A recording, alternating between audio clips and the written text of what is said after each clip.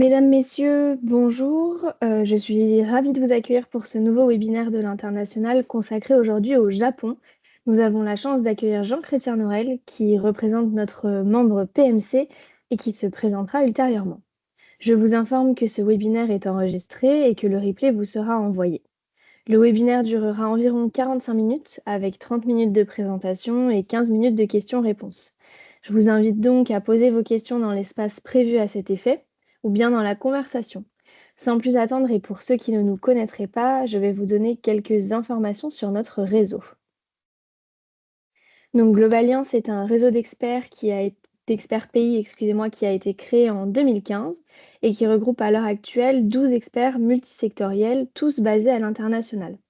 Aujourd'hui, nous sommes basés dans plus de 70 pays avec une expérience moyenne de 25 ans en local. Nous regroupons aussi plus de 700 collaborateurs à travers le monde avec toutes les structures cumulées. Nos solutions regroupent l'ensemble des volets d'internationalisation des entreprises. Nos experts sont en mesure de vous accompagner aussi bien sur des sujets liés à l'import qu'à l'export. Donc, les points de contact au sein de Globaliance sont principalement Céline Baps, notre directrice générale, que vous pouvez contacter pour toute question et qui n'hésitera pas à vous mettre en relation avec le membre concerné. Sans plus attendre, je vais laisser la parole à notre expert pour nous parler du sujet Le Japon, c'est maintenant. Jean Chrétien, je vous laisse la parole. Écoutez, merci beaucoup, Manon. Expert est peut-être un bien grand mot, mais en tout cas, je vais faire en sorte de vous transmettre ce que je sais du Japon et pourquoi je considère donc que le Japon, c'est maintenant. Toutes les raisons qui font que le Japon est plus que jamais intéressant pour les sociétés qui souhaitent s'étendre à l'international. Donc, juste quelques mots à mon sujet. Donc, je suis Jean-Chrétien Norel, je suis en fait neurobiologiste initialement de formation. J'ai monté des sociétés en France, dans différents pays. J'ai travaillé dans plus de 8 pays. Et il y a maintenant plus de 10 ans, je suis arrivé au Japon. Et j'ai considéré que le Japon était un pays extrêmement civilisé, tout à fait agréable, hein. Et j'ai donc décidé de finir et de continuer ma carrière au Japon. Donc le Japon est un pays qui fait rêver, mais qui est un pays qui est lointain, qui est un pays qui est différent. On a toujours une espèce d'imaginaire collectif sur le Japon. Mais ça n'empêche que le Japon est un pays qui a beaucoup d'opportunités et qui mérite d'être exploré. Je vais vous expliquer pourquoi. Donc déjà, je pense que si vous êtes présent à ce webinaire, c'est que vous vous posez la question, est-ce que je peux vendre au Japon? Est-ce que ma société peut vendre au Japon? J'oserais dire que c'est la mauvaise question. La bonne question est de dire, sommes-nous capables de devenir crédibles au Japon? Le Japon n'est pas un pays facile, c'est évident, mais par contre, c'est un pays qui a beaucoup de potentiel. C'est un pays dans lequel la constance et la fiabilité sont vraiment reconnues et permettent de développer une société à l'international sur le long terme. Ce n'est pas un one-shot. J'ai toujours tendance à dire que le Japon doit faire partie d'une expansion stratégique. Ce n'est pas juste une idée de se dire, tiens, il faut qu'on aille au Japon parce qu'on a envie peut-être d'aller faire quelques voyages au Japon 2 fois par an. Non, le Japon, ça fait partie d'une définition stratégique. Il faut vraiment vivre le Japon et être prêt à gagner le Japon. Mais bon, il y a aussi des partenaires pour vous aider comme PMC. Ce qui compte aussi au Japon, c'est la localisation. Donc, localisation, on en reparlera, mais la localisation, c'est pas juste utiliser Google Translate, c'est pas juste traduire un manuel d'utilisation et de traduire quelques éléments. C'est vraiment d'adapter. C'est plus de l'adaptation que de la localisation pure et dure comme on peut voir dans d'autres pays. Et sur le troisième élément est la preuve avant la vente. Alors ça va peut-être vous intriguer un petit peu. Qu'est-ce que ça veut dire preuve avant la vente? C'est-à-dire qu'en fait, il faut construire sa crédibilité avant de vendre. Il est compliqué après au Japon de revenir avec des problématiques. Il faut penser à toutes les problématiques. Il faut penser au Japon, à l'expansion au Japon de façon globale et de se dire qu'est-ce qui va mal se passer, qu'est-ce que je vais faire si quelque chose se passe mal, comment est-ce que je vais gérer des problématiques, est-ce que j'ai réussi à me rendre mon produit, ma société crédible. Et à partir de là, les choses déroulent en fait. Mais il faut pas mettre la charrue avant les bœufs. Donc, lors de ce webinaire, j'ai fait en sorte de vous présenter des case studies, donc des exemples qui sont, ou alors des exemples de sociétés que PMC accompagne ou a accompagné, mais aussi des case studies beaucoup plus connus. Et le premier, ça vous met tout de suite dans l'ambiance, c'est Starbucks. Donc Starbucks, ça fait partie des exemples d'entrées ratées. Et il n'y a pas que Starbucks, hein. On pourrait penser à Carrefour, ça n'a pas été un grand succès au démarrage. Et donc l'idée de vous présenter cet exemple de Starbucks, c'est de comprendre vite que le Japon doit être, le succès doit être durable, mais c'est le lièvre et la tortue. Il faut y aller pas à pas. Et il ne faut pas faire du copier-coller de ce qui fonctionne dans les autres pays. Donc, pour l'histoire de Starbucks, c'est que donc il a commencé à faire une entrée qui était très fracassante, avec beaucoup de points de vente, avec beaucoup d'éléments qui ont été mis en œuvre, beaucoup de capital, bien évidemment, quand on parle de Starbucks. Et ça n'a pas fonctionné. Donc, ça n'a pas fonctionné pourquoi? Bah, parce que c'était pas adapté. Il n'y avait pas eu d'adaptation assez profonde. Et donc, Starbucks a eu l'intelligence de réviser sa copie, s'est associé avec un partenaire qui s'appelle Sazabi, qui est un grand partenaire du luxe au Japon, et a fait en sorte de réfléchir à comment, tout en gardant l'ADN de Starbucks, mais aussi à en faire une marque qui soit plébiscitée par les Japonais avec une expérience client qui soit à la hauteur de ce qu'attendent les consommateurs japonais. Les consommateurs japonais sont extrêmement rigoureux, sont extrêmement demanding, comme on peut dire. Et donc, il faut vraiment leur apporter une expérience qui soit la plus complète possible et la plus parfaite possible. Donc, Starbucks, en association avec Sazaby Billing, a plutôt allé vers l'univers du luxe, a ouvert un shop, un flagship à Ginza, qui est en fait le vrai quartier du luxe à Tokyo, a travaillé sur l'adaptation des codes, sur l'adaptation de l'atmosphère, sans totalement modifier quel était l'ADN de Starbucks, mais en faisant en sorte que ce Starbucks soit plus japonais et notamment avec des recettes qui changent un petit peu toutes les saisons, qui sont très, très japonaises. Et donc, avec cette approche pas à pas, cette adaptation vraiment en profondeur, avec de la patience et de la constance, Starbucks a réussi à devenir une marque extrêmement puissante au Japon, parce que des coffee shops, ben, il y en a au Japon. Il faut se dire qu'en fait, au Japon, il y a quasiment tout, en fait. Donc, pour se différencier comme une marque étrangère, le fait d'être étranger n'est pas suffisant. Il faut apporter quelque chose en plus. Il ne faut pas aller trop loin, parce que si vous allez trop loin, ben, vous allez devenir potentiellement une sous-marque japonaise qui va pouvoir être trouvée, une expérience qui va pouvoir être trouvée ailleurs, déjà au Japon, mais il faut adapter et faire un effet de levier sur ce qui fonctionne tout en apportant des petites touches, des petites épices. C'est vraiment une recette de cuisine assez précise, mais avec cette recette de cuisine précise, et ben, comme la tortue, vous allez réussir à construire sur le long terme. Et Starbucks, juste la petite histoire, maintenant, Starbucks, on voit énormément de lycéens qui sont à Starbucks parce que les appartements sont de petite surface et ils travaillent à Starbucks. Donc en fait, depuis très jeune, et la composante et l'échographie enfin, des clients Starbucks japonais a changé, mais ça va durer sur le long terme. Et on voit souvent tous ces lycéens qui font leurs devoirs chez Starbucks avec un latte, avec quoi que ce soit. Et donc Starbucks a réussi à faire ça. C'est pareil pour Ikea, on pourra en parler si vous avez des questions. Ikea était parti en copiant le modèle qu'on connaît tous et ça n'a pas fonctionné. Donc en fait, l'adaptation et le fait de réviser sa copie a permis de faire que maintenant IKEA est un gros succès au Japon. Et pour faire un succès, ben, généralement, il faut être accompagné. Donc je vais vous me permettre de vous présenter ce qu'est PMC, la société pour laquelle je travaille. Donc PMC est une société qui a 50 ans. C'est une société donc basée à Tokyo, qui est une société japonaise, mais fondée par des Français à l'origine. Notre immeuble est tout à fait au centre de Tokyo. Nous avons maintenant environ 50 employés, plus de 1000 projets accompagnés dans plein de domaines différents. À l'époque, il y a 50 ans, c'était différent. C'était plutôt des marques de luxe ou des marques qui sont de produits de la table, comme le Creuset, par exemple, on peut citer, ou d'autres éléments, et Chanel, enfin LVMH, ou même Dassault ont été accompagnés à l'époque par PMC. Et maintenant, PMC se concentre sur différents domaines thématiques, notamment la santé, la cosmétique, tout ce qui est food tech, healthcare, dont je m'occupe, lifestyle, l'industrie aussi également. Donc en fait, il faut voir PMC comme étant un partenaire local qui a les compétences et qui a les moyens de vous aider à mieux comprendre le Japon et à justement pas faire d'erreurs. Et donc, in fine, à dépenser moins de capital, parce que même si je disais que le Japon est cher, hein, faire une erreur et devoir repartir après en arrière pour réviser sa copie, c'est pas quelque chose qui est le plus intéressant au niveau financier. Donc, PMC est dirigé par Fabien de Baker, qui a 35 ans de lien avec le Japon, qui est un ancien de McKinsey, un ancien ingénieur des mines, et qui a également d'ailleurs tous les partenaires chez PMC, on a tous une expérience entrepreneuriale, ou alors une expérience de direction d'entreprise au Japon. Fabien, notamment, était le président de Bluebell, qui est un grand importateur de Puma ou de Loewe au niveau monde, et conseiller pour Itochu et Price voilà, au Japon. Donc, en fait, on a tous une composante entrepreneuriale. Donc, lorsqu'on a un projet, ben, on le considère comme étant un projet entrepreneurial et on fait en sorte de faire comme si c'était nos propres projets. Et on fait en sorte d'avoir les meilleurs, les solutions et le tracé, la voie la meilleure pour vous aider à vous développer au Japon.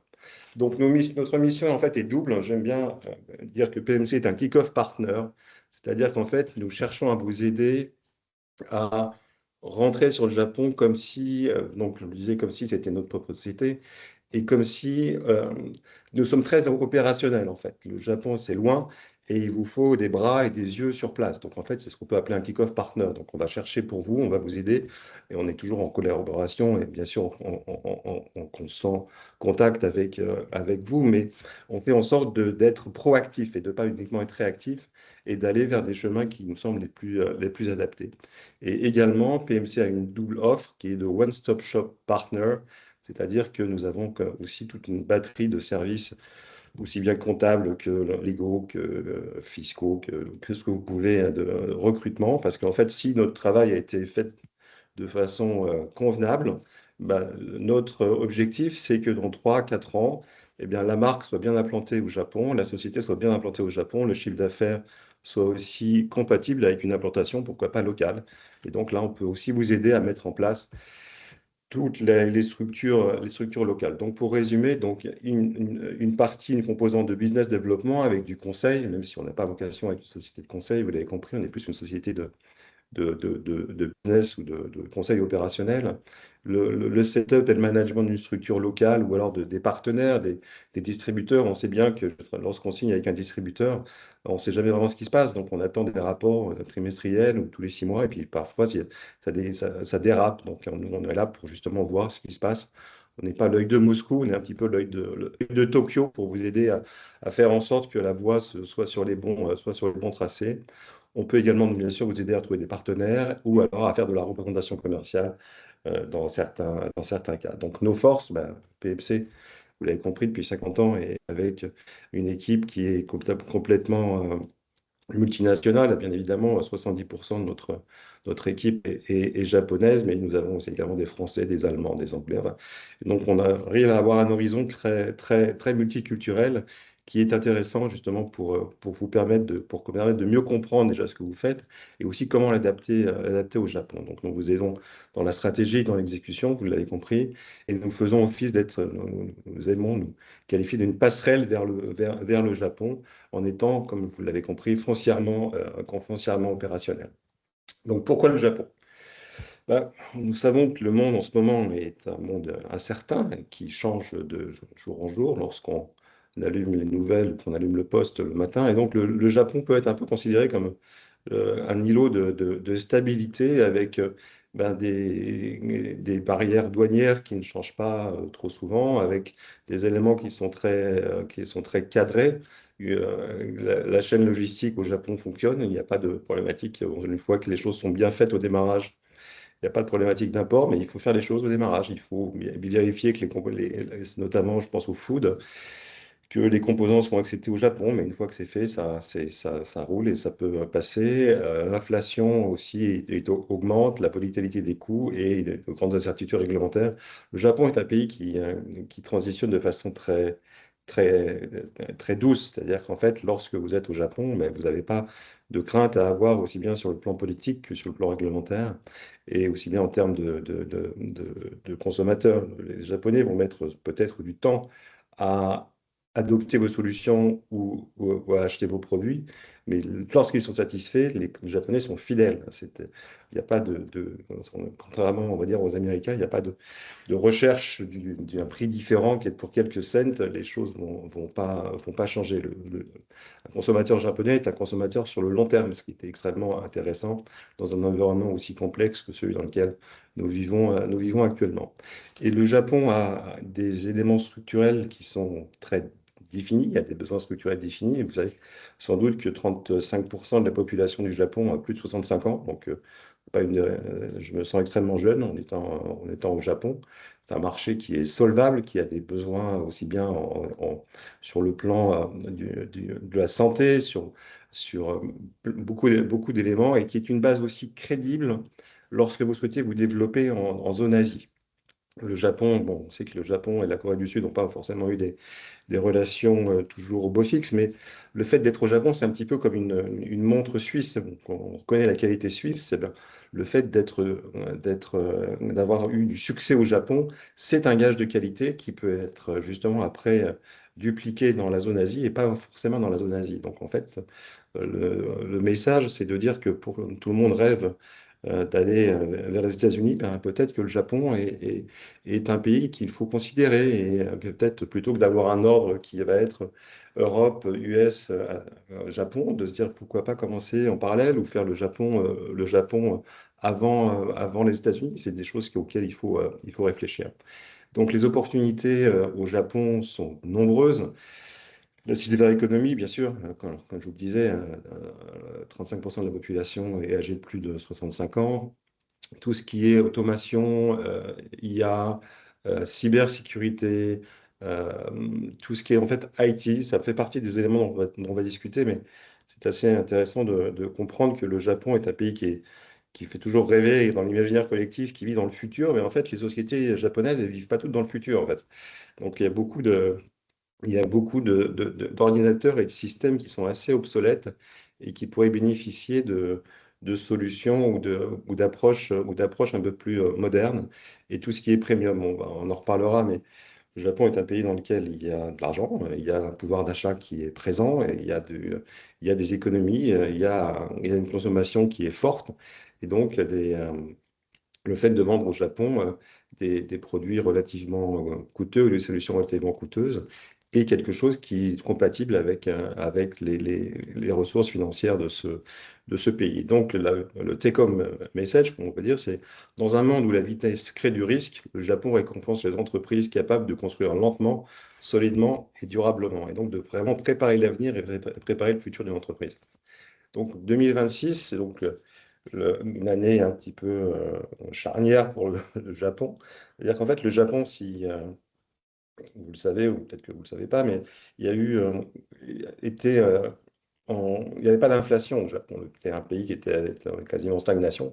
Et donc, il n'y avait pas d'inflation, il y avait pas de, les salaires étaient aussi également très faibles. On parle toujours des salaryman qui étaient embauchés juste après la fac et qui passaient leur carrière au Japon. Même le Japon est en train de changer, en fait.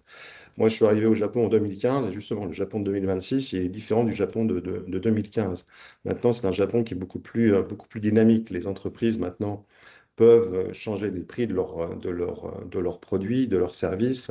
Il y a eu une reprise du cycle de la consommation de par le fait que les salaires sont en augmentation. Il y a une demande intérieure qui est extrêmement robuste. Ce qui est intéressant peut-être que vous réalisiez, c'est que le Japon est un pays âgé, mais les personnes âgées au Japon ont des ressources financières qui sont extrêmement importantes. Donc, c'est pour ça que tout ce qui est silver economy, et le Japon est le pays idéal pour justement proposer ce type de produits ou de services. Comme je vous le disais, la transformation digitale est vraiment maintenant poussée par l'État. Donc, il y a des incentives, il y a des éléments qui peuvent être intéressants lorsque vous êtes sur ce type de domaine de transformation digitale. Bon, tout n'est pas rose, évidemment, ou tout n'est pas ouvert. Ce qui est au rouge, c'est que le yen est maintenant faible, extrêmement faible, surtout que lorsque vous êtes payé en yens et que votre famille dépense en euros. Donc, la faiblesse du yen est une réalité. C'est-à-dire qu'en fait, si vous avez des produits ou des services qui sont relativement peu coûteux, en euros, on peut arriver après, quand même en yens, à des montants qui vont être importants. Donc, il faut vraiment définir et justement avoir un élément de pricing assez précis. Il y a une pression salariale qui continue. Donc, en fait, lorsqu'on on construit, on a une filiale au Japon, bah, il faut avoir ça en tête. Ça va coûter cher, et il va y avoir une continuité dans la pression salariale, ce qui fait que les marges et les coûts peuvent être bien définis lorsque vous lancez un produit ou un service au Japon, et surtout d'autant plus si vous voulez faire du manufacturing au Japon, et la consommation, bon, comme vous le disiez, est en train de repartir, mais on est encore sur des éléments assez fragiles. Donc, Le paradoxe japonais, qu'est-ce que c'est? Donc, le paradoxe japonais, c'est ce que je vous ai un petit peu évoqué auparavant. C'est dans un pays qui est extrêmement moderne, il y a des lacunes dans le digital. Donc, tout ce qui est les sociétés qui font du digital ont une place à jouer, ont une place à jouer au Japon. Une population qui est vieillissante, mais qui est solvable. Donc, on n'est pas forcément ce qu'on peut trouver dans d'autres pays, c'est-à-dire où les retraites sont faibles. Au Japon, il y a eu un système de retraite qui est un petit peu hybride et il y a la capitalisation de la retraite au Japon fait en sorte qu'une tranche de population âgée a des ressources financières qui sont disponibles. Donc, il y a forcément du business à faire. Des grandes entreprises très sophistiquées, mais un process de décision qui est très collectif. C'est-à-dire qu'en fait, au Japon, et ça, c'est un petit peu un reliquat du passé, la décision est collective. Donc, en fait, même si les sociétés sont avec des organisations très, très, très sophistiquées, il n'y aura jamais vraiment de décision qui va être unanime. Il n'y a pas une tête qui va décider du jour au lendemain que les choses vont se faire.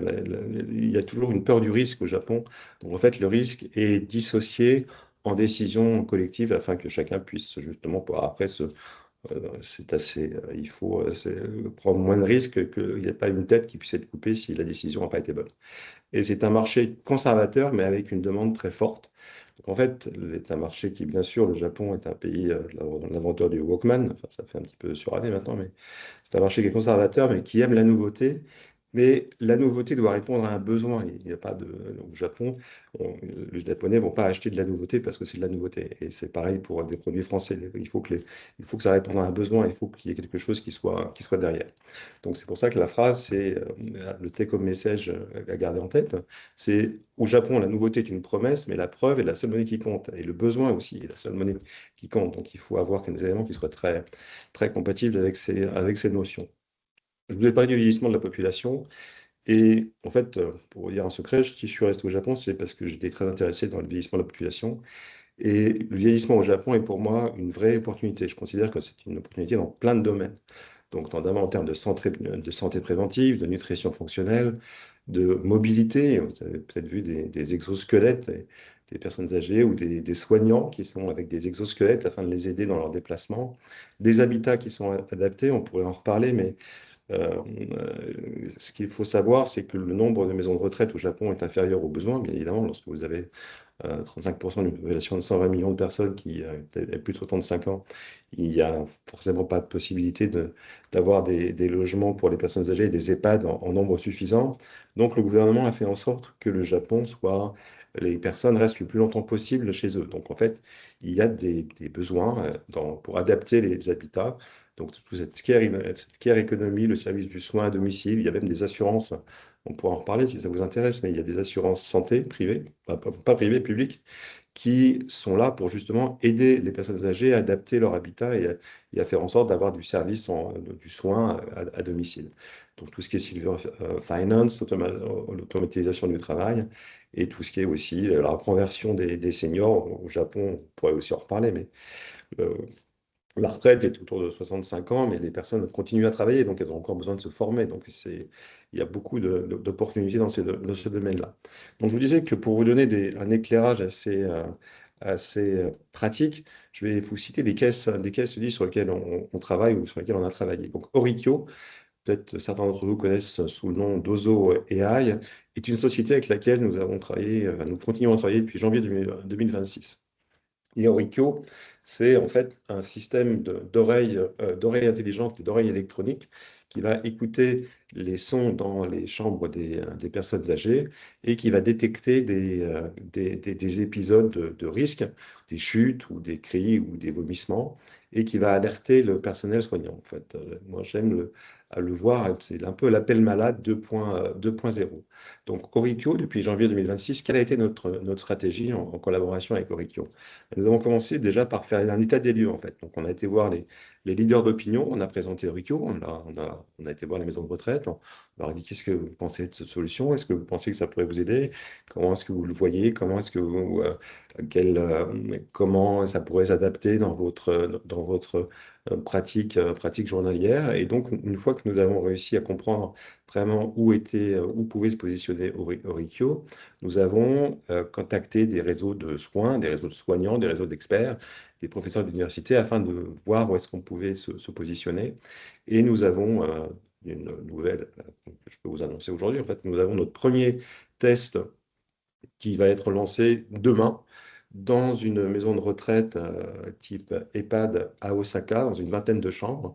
Et ce test va durer 2 mois et va nous permettre justement encore d'affiner. Et si le test, comme nous l'espérons, est réussi, et après, nous avons un ramp-up. Donc, en fait, nous n'avons pas tout de suite cherché à chercher de faire de la vente et du porte-à-porte tout de suite. Nous avons cherché à bien définir et à bien voir quelles pouvaient être les adaptations de Rikyo. Je ne rentrerai pas dans les détails, mais nous avons euh, proposé quelques adaptations au système pour pouvoir être le mieux positionné possible pour faire de Rikyo le succès que nous espérons tous. Et le petit logo Wellbeing Awards que vous avez, c'est que nous avons aussi, ça passe aussi par la communication. C'est-à-dire que nous avons participé à plusieurs concours au Japon et nous avons été médaille d'or, nous sommes très fiers, au Wellbeing Awards, qui était un concours pour les technologies, pour les patients, et pour les personnes âgées. Donc, un autre exemple dans un domaine totalement différent, Exotech, je dirais plus rapidement parce que je vois qu'il est déjà 5 heures, enfin, la demie, donc on va essayer de ne pas rentrer trop dans les détails. Mais Exotech, une société que vous connaissez tous, qui est une licorne française qui fait des robots pour des entrepôts automatisés et qui avait, après la période du Covid, euh, décroché un très beau contrat avec un acteur majeur de la distribution au Japon, mais qui n'avait rien sur place. Donc Exotech nous a contactés et PMC a fait en sorte de les aider à pouvoir mettre en place ce contrat, à mettre en place une équipe locale, à avoir des locaux, à avoir des systèmes de supply chain, des bureaux, des entrepôts, coordonner le recrutement. Parce que comme vous l'avez pu le voir, dans la partie service, PMC est aussi en mesure, nous avons une licence qui nous permet de faire du recrutement. Et donc, nous avons permis à aider Exotech dans son implantation et son premier contrat au Japon, qui a été une grande réussite et qui nous continuons d'ailleurs encore à faire du développement commercial pour Exotech, qui est maintenant une vraie société qui a une structure tout à fait d'une taille tout à fait conséquente maintenant au Japon et avec laquelle nous continuons à travailler. Donc c'est vraiment l'exemple de soutien opérationnel dont je vous parlais tout à l'heure. L'élément que j'aime bien, c'est de voir que donc les contraintes japonaises peuvent être considérées comme des opportunités en fait. Donc le vieillissement, on en a parlé, donc c'est une opportunité, c'est clair. La pénurie de main-d'œuvre, c'est une opportunité. Il y a une vraie pénurie de main-d'œuvre au Japon, donc il y a besoin d'éléments d'automation, il y a besoin d'IA, il y a besoin de robotique. Et vous savez que peut-être que le Japon n'a pas une politique de l'immigration qui est extrêmement ouverte. Donc, il y a besoin de remplacer cette population qui part en retraite. Et donc, là, il y a une pénurie de main-d'œuvre qui nécessite d'avoir des relais technologiques. La qualité, le fait que la qualité soit extrêmement exacerbée au Japon et qu'il y ait une exigence de qualité, eh ben c'est un moyen de proposer des produits qui vont être encore meilleurs que ce que vous proposez, d'aller vers le haut. Le Japon est un pays qui tire vers le haut, donc c'est extrêmement intéressant. Ça permet de se positionner, de positionner tout de suite avec les meilleurs et avec l'exigence la plus forte. La réputation est bien évidemment un élément extrêmement important au Japon. Donc, toutes les sociétés proposant des solutions de cybersécurité, de conformité, d'audit ont une place à jouer au Japon. Comme je vous l'ai indiqué, il y a du pouvoir d'achat au Japon, donc le luxe est accessible, le food, tout ce qui est produit de la bouche un peu premium est accessible. L'idée, c'est pas de revenir avec une, une marque qui est déjà présente au Japon ou quelque chose qui est déjà avec un MeToo. Le Japon n'aime pas trop les MeToo, mais si vous avez des éléments qui sont différenciants, qui sont qualitatifs, et qui peuvent rencontrer leur public. Il y a des choses à faire au Japon avec, je vous le disais, un pouvoir d'achat qui est tout à fait en adéquation avec ce que vous pouvez proposer. Une fragmentation digitale, on en a parlé dans les sociétés, même si les sociétés sont extrêmement modernes, les outils qu'ils utilisent parfois nécessitent d'être renouvelés. Donc, il y a des éléments à travailler là-dessus. Et les besoins d'énergie, donc le Japon, vous savez, c'est une île. Et donc, en Fukushima, le nucléaire a été un petit peu compliqué. Donc, il y a maintenant aussi, pour les sociétés qui sont dans les énergies renouvelables, une vraie place à prendre au Japon. Et il y a aussi beaucoup de subventions qui sont à décrocher pour pouvoir aller dans ces domaines-là.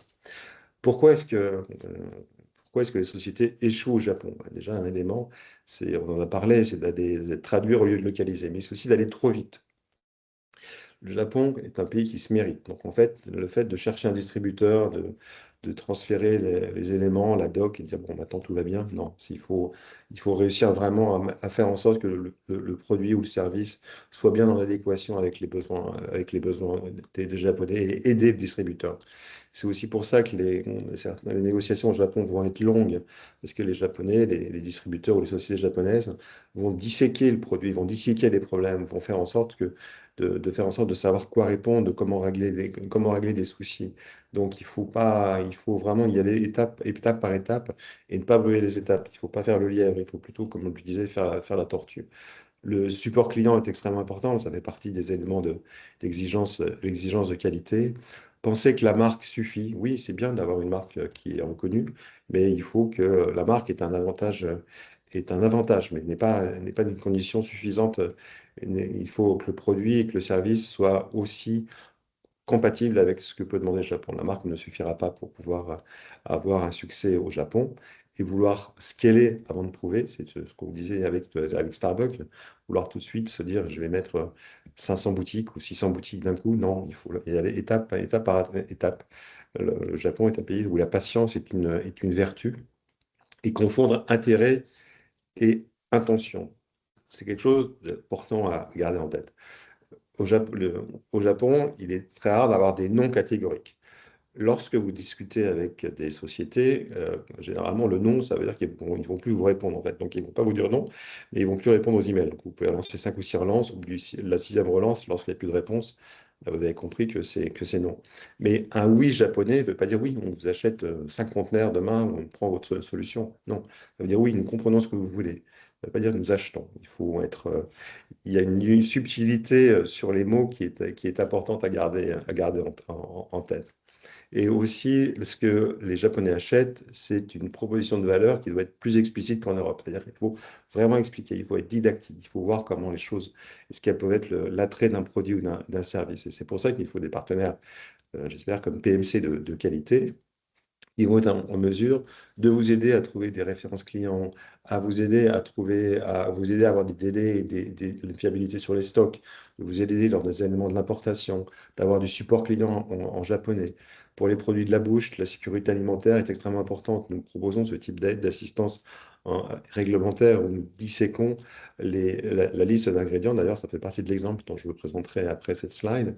Donc, il faut avoir un partenaire qui soit en mesure, qui soit bien intégré dans le Japon et qui sont en mesure de vous titiller. Et il faut toujours être mieux titillé par nous que titillé par un client en face d'un client et ne tomber un petit peu bête. Donc, c'est justement notre rôle d'être un partenaire actif et qui n'hésite pas à poser des questions qui peuvent fâcher, mais qui au moins sont pour votre bien et le bien de votre développement produit au Japon. Donc, un autre case study sur lequel nous avons beaucoup travaillé, nous sommes très fiers, c'est Nutrimuscle au Japon. Donc, je ne sais pas si vous aimez la musculation. Enfin, Nutrimuscle est la marque le numéro un leader en France pour les produits de musculation, pour les protéines, la créatine, le BCAA, le collagène. Et depuis, c'était même pas 2024, c'est depuis 2023, fin 2023, nous avons travaillé avec Nutrimuscle. Donc Nutrimuscle, ils ont dû nous voir en fin 2023. Nous avons commencé par analyser le marché, donc c'est une nutrition sportive.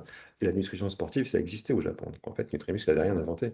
Donc on a cherché vraiment à se dire où est-ce que Nutrimuscle pourrait être leader, où est-ce qu'il pourrait se positionner. Donc on a travaillé sur le positionnement de Nutrimuscle au Japon. Nous avons travaillé également sur les recettes, on en parlera un petit peu tout à l'heure. Et nous avons aidé Nutrimuscle à commencer à faire une vente, à faire un modèle de vente en ligne, d'abord avec un test sur Amazon, avec un go-to-market, avec la logistique. Et la logistique pour des produits de nutrition sportive, je peux vous assurer que c'est quelque chose d'assez complexe. Et nous avons fait guider Nutrimuscle et aider Nutrimuscle à avoir un lancement graduel de leur gamme de produits. Et donc, à partir de 2024, on a commencé à faire tous ces lancements. Et maintenant, là, depuis 2026, je pense que nous avons bien fait notre travail. Nutrimuscle est maintenant indépendant. Il a aussi maintenant sa filiale, à son équipe, 7 ou 8 personnes maintenant employées au Japon. Nous continuons à les assister pour des tâches, comme on le disait, plus administratives. Et donc, ce que nous avons fait pour Nutrimur peut peut-être vous servir. On a cherché d'abord quel était le segment d'entrée, comment positionner la marque, comment trouver des ambassadeurs locaux, des sportifs, des bodybuilders qui allaient promouvoir la marque. Nous avons été dans des congrès, des congrès dans des réunions d'athlètes, de bodybuilders, nous avons fait des testings, nous avons fait du pricing, nous avons cherché plein d'éléments. Et donc, bah, en 2 ans, Nutrimus, depuis l'idée de venir au Japon, bah, maintenant, c'est une marque qui est qui a beaucoup de réussite au Japon, et nous en sommes très fiers et nous espérons le meilleur pour la suite. Donc, tout ça pour vous dire, donc l'entrée sur le marché japonais peut se faire de différentes façons. Je vais essayer d'aller un peu vite pour vous laisser du temps pour les questions. Ce qui est intéressant pour des produits B2C, c'est toujours de tester en ligne, en fait, je pense, parce que ça permet de voir s'il y a un marché, de tester le marché en réel, en conditions réelles. Et après, les agents, les représentants commerciales, les partenaires, les distributeurs sont aussi des possibilités en fonction des produits ou des services à considérer. Mais bon, pour des produits B2C, des tests de vente en ligne, c'est quelque chose toujours d'intéressant avant d'aller en offline. Et donc, le succès, ben, lorsque le chiffre d'affaires le justifie, c'est de créer une filiale. Donc, avoir un partenaire comme PMC, c'est un partenaire qui peut vous aider, qui doit vous aider à comprendre le produit, à comprendre quels sont les décideurs, quelles vont être les objections. Donc, c'est pour ça qu'en fait, notre équipe est totalement multinationale. C'est-à-dire qu'en fait, on a la touche française avec le feedback de Japonais qui ont vécu et qui connaissent les produits et comment les, euh, les composantes d'un service ou d'un produit peuvent être intégrées au Japon. Donc, tout ça pour vous dire que j'espère vous avoir donné envie de venir au Japon. Et, et surtout, je ne l'ai pas découragé. Le Japon n'est pas difficile, il est précis. Et la patience ne veut pas dire attentisme. Le fait d'avant, on peut avancer et justement, on gagne en expérience, on gagne en qualité, on gagne en compétences, en connaissance, on affine son produit. La qualité, la preuve et la constance sont des éléments cruciaux pour réussir au Japon. Le fait, comme je vous le disais, de vendre au Japon, ben, c'est un label de crédibilité, parce que lorsque vous vendez au Japon, ben, les autres pays, les autres acheteurs savent que c'est difficile. Et donc, c'est un gage de qualité du produit ou du service. Et j'espère vous avoir convaincu que les contraintes euh, sociétales ou économiques du Japon sont en fait des chances. Et donc, il y a vraiment quelque chose à faire au Japon. Et réussir au Japon, ce n'est pas vendre à des clients japonais, c'est devenir une entreprise capable de répondre aux exigences du marché le plus exigeant au monde. Donc, ça veut dire l'expérience que vous gagnez au Japon, ben, vous pouvez après la dupliquer et la mettre à profit dans différents pays. Écoutez, donc j'espère que maintenant vous êtes convaincus que le Japon, c'est maintenant, et nous sommes là pour vous aider si vous le souhaitez. Merci beaucoup. Merci beaucoup Jean Chrétien pour cette intervention très riche et pertinente. Je vous propose maintenant de passer aux questions-réponses. J'ai vu qu'on commençait à en avoir. Vous avez commencé à répondre à cette question, mais Sandrine nous demande si le principal problème en ce moment, c'est la monnaie. Lorsqu'on est payé en yens, oui. Mais non, c'est pas forcément la monnaie. C'est une problématique, hein, c'est une vraie problématique, d'autant plus qu'en fait, lorsque vous avez un produit qui coûte 5 euros et 5 euros qui va être coûté 1000 yens, en fait, pour vous donner un exemple, un repas au Japon, c'était 5 euros. Le midi, vous mangez pour 5 euros. Et donc, ça correspondait à un billet de 1000. C'était, voilà. Et maintenant, le prix a doublé. Donc, en fait, l'inflation est un problème. Donc, en fait, il y a un positionnement qui nécessite vraiment d'être bien réfléchi et peut-être d'avoir une entrée graduelle en fonction du prix. C'est-à-dire qu'en fait, si vous avez différents types de produits, peut-être que ça vaut le coup d'avoir des différentes versions et de tester le marché, voir quelle est l'élasticité du prix, voir jusqu'où ça peut tenir et le produit peut toujours être un succès. Mais c'est clair qu'il y a une analyse à faire au démarrage et le fait que maintenant, ben, un euro, l'euro en fait, hein, la parité entre le yen et l'euro a doublé, hein. Vous avez 2 fois moins de yens, donc ça veut dire qu'en fait un produit maintenant au Japon va être 2 fois plus cher. Donc il faut vraiment savoir quel type de produit on va mettre sur le marché. Et la consommation, oui, ils consomment. Mais ça dépend aussi, l'inflation n'est pas non plus linéaire en fait. Enfin, elle n'est pas linéaire pour tous les produits. Les produits de bouche sont devenus très chers. Certains éléments sont devenus très chers. Par exemple, les œufs ont doublé. Le riz je crois qu'ils ont pris 70%. Mais des produits qui étaient, en fait, des produits de luxe qui sont déjà chers à la base, ils restent chers maintenant, ils sont peut-être encore plus chers, mais bon, mais par contre, pour la vie courante, c'est compliqué. Très bien, merci beaucoup. Didier demande dans le food quels sont les ingrédients interdits? Bah, il faudrait que Didier me contacte et je lui présenterai. Il y a des livres entiers d'ingrédients interdits, donc on ne peut pas répondre comme ça, c'est compliqué. Puis il y a surtout même des doses. Je peux vous dire, je ne sais pas si ça va répondre à la question de Didier, mais la dose maximale de sucralose est 10 fois inférieure au Japon qu'en France. Très bien, donc pour une réponse plus précise, voilà, il faudra revenir soit vers Céline, soit directement vers PMC pour traiter Bien les sûr, cas particuliers, du moins avoir des réponses bien sûr. personnalisées. Ah, on a une autre question. Stéphane demande en B2B high-tech, y a-t-il une préférence nationale pour les fabricants japonais, soit Bien politique, soit sûr. culturelle? Oui, c'est clair. C'est clair. C'est clair. C'est pour ça que le fait de. Le, si on parle du marché français, d'avoir un produit français, c'est, comme je le disais, c'est bien parce que la France, ça fait rêver. Mais la France, ça fait rêver dans l'univers du luxe, ça fait rêver pour LVMH. Mais par contre, pour des solutions B2B techniques, ben, le fait d'être français, c'est pas forcément. Il y a forcément, bien sûr, une préférence nationale. Mais si la solution est meilleure, les Japonais sont pragmatiques, en fait. Donc, ils vont prendre le meilleur. Mais c'est sûr qu'à produit constant, ben, c'est la solution japonaise qui va être choisie. Très bien. Je ne crois pas avoir d'autres questions. Merci beaucoup, Jean Chrétien. Merci à tous aussi pour votre Avec présence sur plaisir. ce webinaire. Je vous informe que le prochain aura lieu le 26 juin et portera cette fois sur la Chine. Il ne me reste plus qu'à vous remercier une nouvelle fois et vous souhaiter une très bonne journée à tous. Merci à tous, merci, au revoir, et puis à bientôt au Au Japon. revoir. À bientôt, au revoir. Merci.